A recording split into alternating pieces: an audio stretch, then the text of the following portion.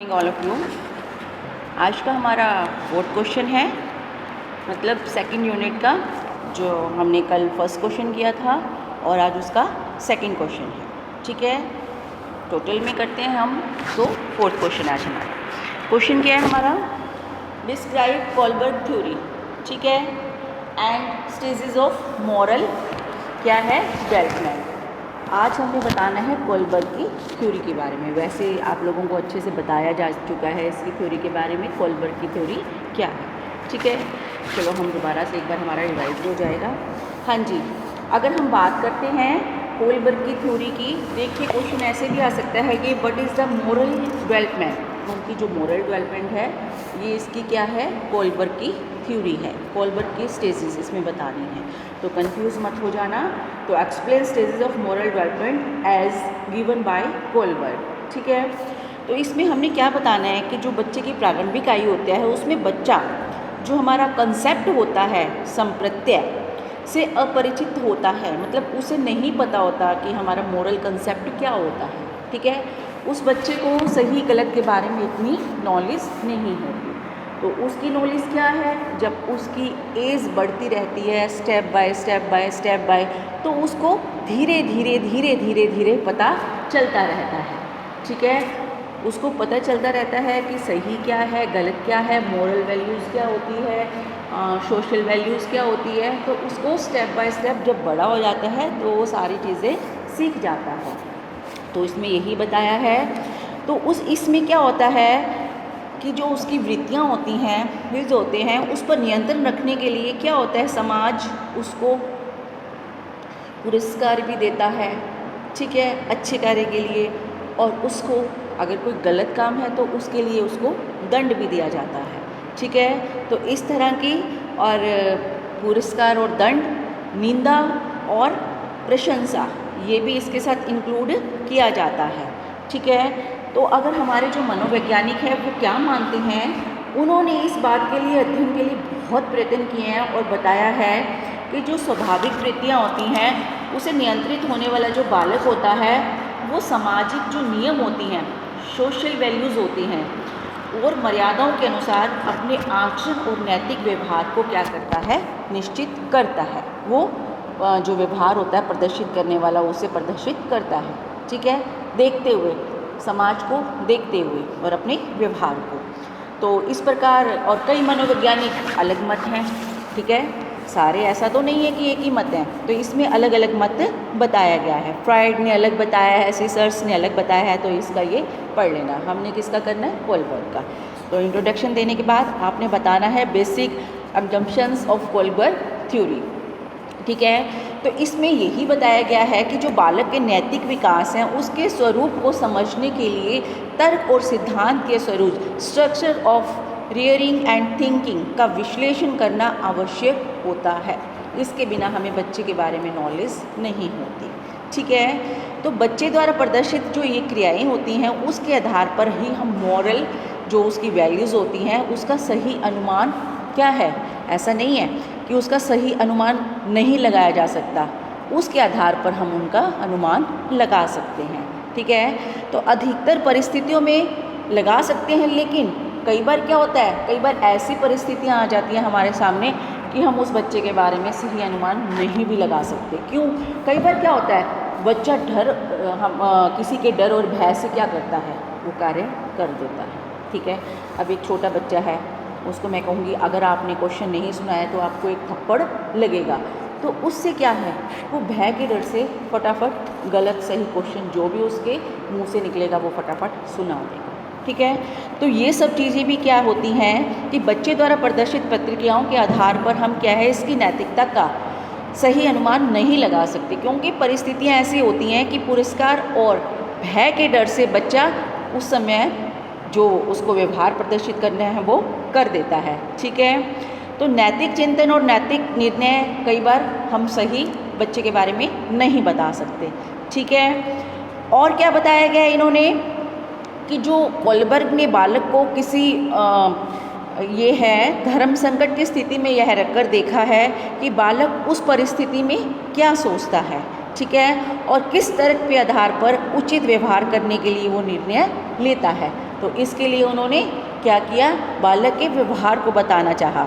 तो कोलबर्ग के इस जो हमारा उपागम है, इसके बारे में ये अप्रोच है, उसको हम कॉग्निटिव अप्रोच भी कहते हैं। ठीक है, और क्या बताया है कोलबर्ग ने कि नैतिक विकास के सिद्धांत को हम स्टेज थ्योरी भी कहते हैं, अवस्था सिद्धांत। ठीक है, इसको अलग अलग नाम से भी पुकारा जाता है। अगर स्टेज थ्योरी आ जाती है तो भी आप क्या लिखोगे, कोलबर्ग का नैतिक मॉरल डेवलपमेंट थ्योरी। तो उनके अनुसार सभी बच्चे क्या होते हैं, इन अवस्थाओं से गुजरते हैं, इन सारी अवस्थाओं से। तो नैतिक विकास की ये अवस्थाएं एक निश्चित क्रम में ही चलती है, स्टेप बाय स्टेप। ऐसा नहीं है कि आगे वाला स्टेप पीछे आ जाएगा, पीछे वाला आगे। ठीक है, तो ये क्या है, इनका क्रम भी हम चेंज नहीं कर सकते। तो नैतिक विकास की प्रत्येक अवस्था में पाए जाने वाली उनका नैतिकता का गुण उन अवस्थाओं में नैतिकता से भिन्न होता है। ठीक है, तो इस अवस्था में हम क्या कहते हैं, बालक की जो रीजनिंग होती है वो नए नए प्रकार की होती है। जो जब बड़ा हो जाता है, उस अगली स्टेज में आ जाता है, तो चेंज होती रहती है उसकी। ठीक है, लास्ट टाइम में क्या होता है, बच्चा मैच्योर हो जाता है, उसके अंदर मैच्योरिटी आ जाती है। और क्या बताया इन्होंने कि जब बच्चा एक अवस्था से दूसरी अवस्था में प्रवेश करता है, तो जो उसके भीतर का नैतिक व्यवहार है उसमें क्वांटिटेटिव चेंजेस कब और कैसे उत्पन्न होता है, ये भी एक हमारे सामने प्रश्न उत्पन्न होता है। ठीक है, तो कोलबर्ग जी के अनुसार क्या है, नैतिक व्यवहार में जो क्वांटिटेटिव परिवर्तन है वो क्या है, स्टेप बाय स्टेप होता रहता है। अचानक ही कई बार क्या होता है, बच्चा जब अचानक ही पैदा नहीं हो जाते, तो हम कई बार क्या होते हैं, हमारे सामने ऐसे ऐसे स्टेजेस आ जाती हैं, अचानक ही पैदा नहीं हो जाते ये सब चीज़ें। तो इसके सामने क्या होती है कि विशेष जो हमारी अवस्था है, बालक केवल उसी अवस्थाओं को ही प्रदर्शन नहीं करेगा, बल्कि क्या करता है, कई बार कई अवस्थाओं के व्यवहार निश्चित रूप से उसके सामने दिखाई देते हैं। ठीक है, तो अधिकांश व्यवहार क्या होता है, उस अवस्था के अनुरूप भी होते हैं, और कई बार बच्चे को उसी अवस्था का हम क्या करते हैं, व्यवहार के अकॉर्डिंग, जैसा बच्चे का व्यवहार है हम उसको उस अवस्था के अकॉर्डिंग मान लेते हैं। ठीक है, जैसा व्यवहार बच्चा करेगा उसको हम उसी अवस्था में मानेंगे कि ये बच्चा इस स्टेज का है। ठीक है, उसके व्यवहार के अकॉर्डिंग। और क्या बताया गया है, देखिए कोलबर्ग ने एक जो हमारे एलियट टोरेल है उनके अकॉर्डिंग भी बताया है कि नैतिक विकास की एक अवस्था के बाद दूसरी अवस्था अपने आप आती रहती है। ठीक है, तो हमारी जो अवस्थाएं हैं, परंतु सभी बालक होती हैं जो वो, इनकी टोटल इन्होंने 6 अवस्थाएं बताई हैं नैतिक विकास की टोटल। तो इन अवस्थाओं पर ज़रूरी नहीं है कि सभी बालक 6 अवस्थाओं तक पहुँचें। ठीक है, कई बार नहीं भी पहुँचते इन अवस्थाओं तक। तो नैतिक विकास की अंतिम अवस्था तक पहुँचने के लिए बालकों की संख्या क्या है, कम होती है।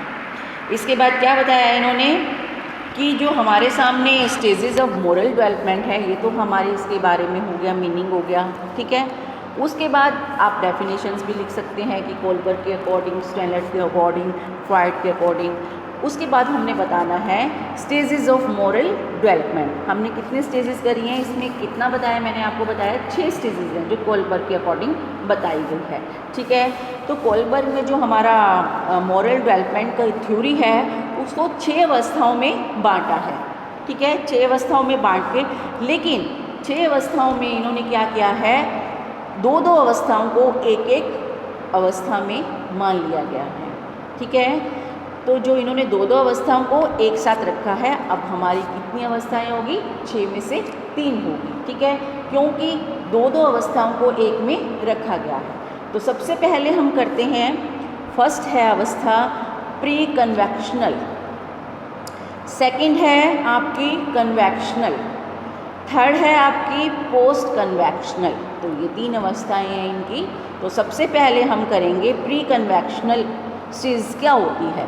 देखिए, जब बालक किसी बाहरी तत्व या किसी भौतिक घटना क्या होता है उसके संदर्भ में किसी आचरण को नैतिक अथवा अनैतिक मानता है, उसके अकॉर्डिंग, तो उसकी जो मॉरल रीजनिंग होती है वो क्या होती है, प्री कन्वेंशनल कही जाती है।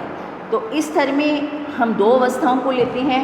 सबसे पहले होती है हमारी stage of order and punishment, second है हमारी स्टेज ऑफ ईगो। तो इसमें हम इन दोनों को काउंट करते हैं। सबसे पहली है हमारी stage of order and punishment. तो इसमें क्या बताया है कोलबर्ग के अनुसार, इस अवस्था में बच्चे का जो चिंतन होता है वो दंड से प्रभावित होता है।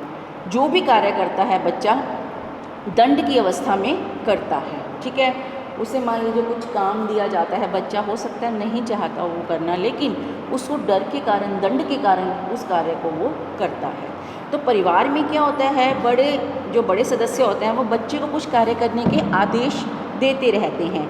तो इन आदेशों का उल्लंघन करने पर उसे क्या किया जाता है, दंडित किया जाता है। तो ऐसी परिस्थिति में बच्चा सोचता है कि दंड से बचने के लिए वो उनकी आज्ञा का पालन अनिवार्य समझता है।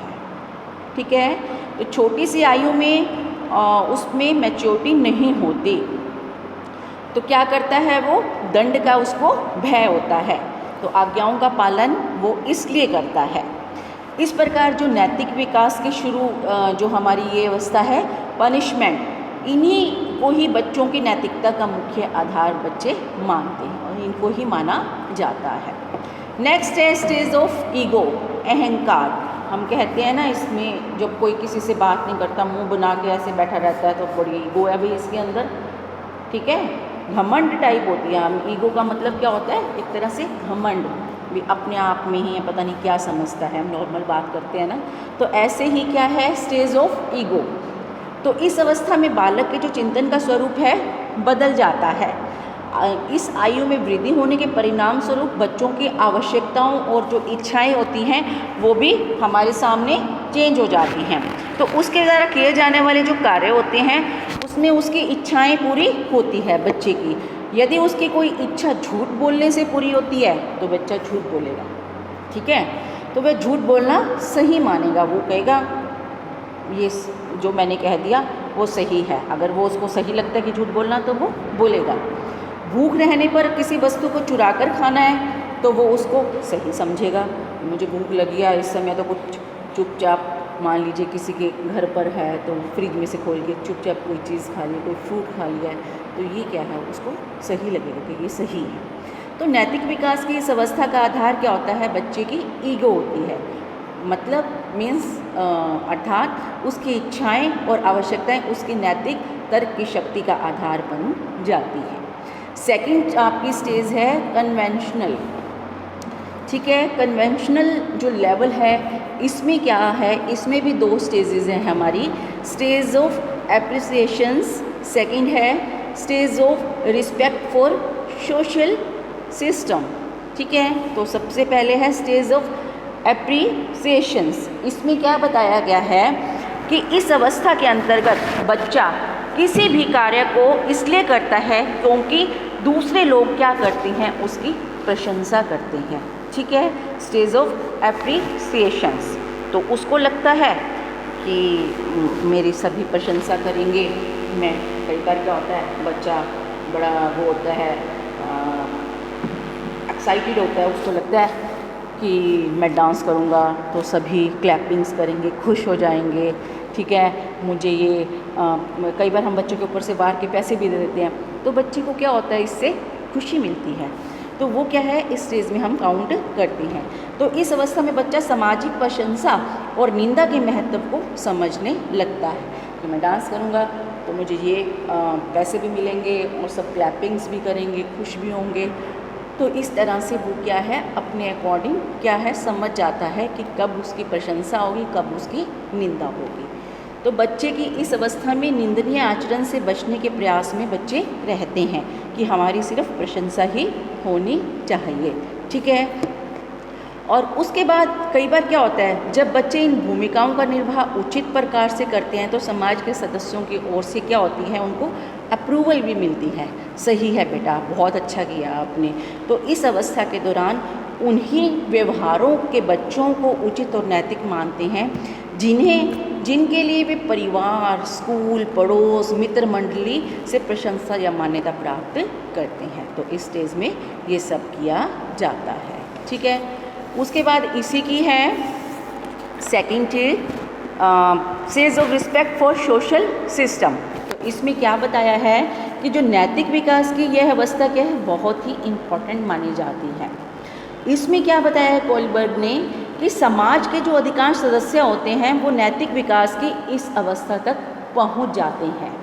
ठीक है, जो भी वो बच्चों की बात कर रहे हैं, वो क्या कहते हैं कि इस अवस्था में प्रवेश करने से पहले जो बच्चा होता है समाज को इसलिए महत्वपूर्ण इम्पोर्टेंस देता है क्योंकि समाज से उसकी स्वीकृति या प्रशंसा उसको मिलती है। उसको पता चल गया, हमने जो पिछली वाली स्टेज में लेवल में करा है कि मुझे अगर मैं बहुत अच्छा काम करूँगा तो मुझे क्या मिलेगी, प्रशंसा मिलेगी। ठीक है, तो अब वह समाज को स्वयं में एक लक्ष्य मानने लगता है कि हाँ, सोशल सिस्टम उसको समझ में आ जाता है, तो उस सोशल सिस्टम को ध्यान में रखकर ही वो कार्य को करता है। ठीक है, तो वह समाज की प्रथाओं, परंपराओं, नियमों में आस्था विकसित करके संपूर्ण समाज को ही सामने क्या करता है, अपना सम्मान प्रदर्शित करता है।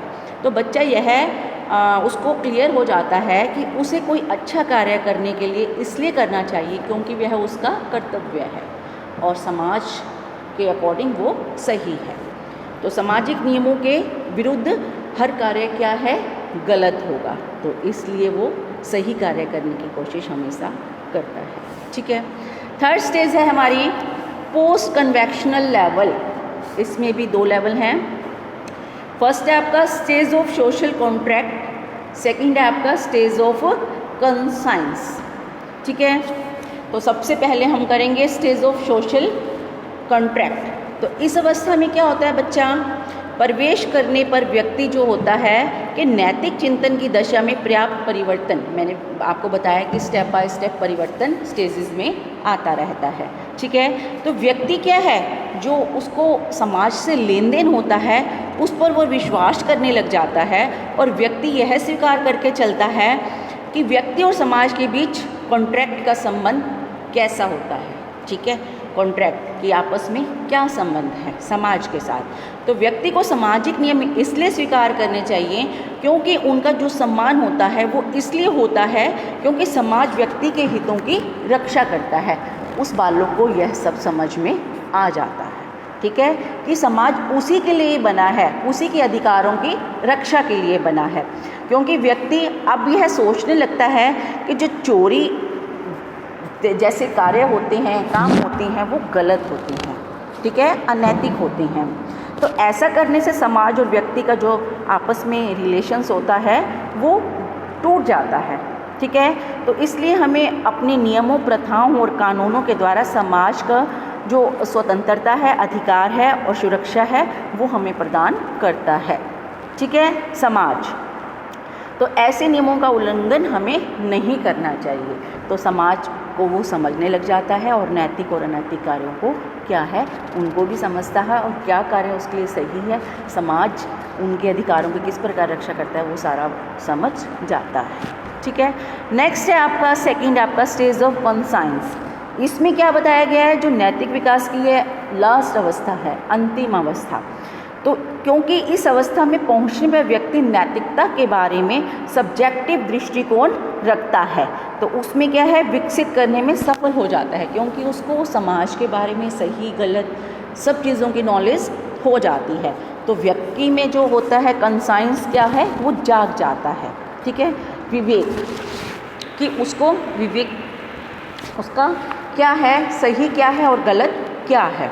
ठीक है, तो व्यक्ति के अच्छे बुरे, सही गलत आदि के बारे में वो अपने व्यक्तिगत विचार भी विकसित उसके हो जाते हैं। तो इस अवस्था में पहुंचकर व्यक्ति सामाजिक और सरकारी नियमों की व्याख्या अपने स्वयं के दृष्टिकोण के अनुसार करने में सही सक्षम हो जाता है। ठीक है, जब हम मैच्योर हो जाएंगे तो हमें अच्छा बुरा पता चल जाएगा। अब हमें निर्णय भी खुद ही लेने होते हैं। कई बार क्या होता है कि ऐसे निर्णय हमारे सामने आ जाते हैं, हमें समाज को ध्यान में रखते हुए, नैतिक मॉरल वैल्यूज़ को ध्यान में रखते हुए हमें अपने सही निर्णय लेने होते हैं। ठीक है, तो लास्ट में हम यही कहेंगे कि व्यक्ति अब अपने विवेक के सहारे ही जीवित रहने का आदि का आनंद प्राप्त करता है और अब व्यक्ति के लिए जो वही आचरण नैतिक होंगे जो अपने उसके विवेक के अकॉर्डिंग, कॉन्साइंस के अकॉर्डिंग वो समर्थन पाता है, जो उसके विवेक के अकॉर्डिंग होंगे। ठीक है बेटा, तो ये कोलबर्ग का हमारा थ्योरी थी। आपको परसों कल क्लास नहीं होगी, तो नेक्स्ट क्लास में आपकी जब क्लास होगी तो उसमें आपको जो आपका सेकेंड ईयर वाले बच्चे हैं उनका इंक्लूसिव एजुकेशन सब्जेक्ट है, उसके मैं आपको फॉर लॉन्ग क्वेश्चन के बारे में बताऊंगी। ठीक है, तो उसमें से आप लोगों को बच्चों को कोई भी 2 क्वेश्चंस करने हैं असाइनमेंट के। ठीक है, एनी 2 क्वेश्चंस। ओके।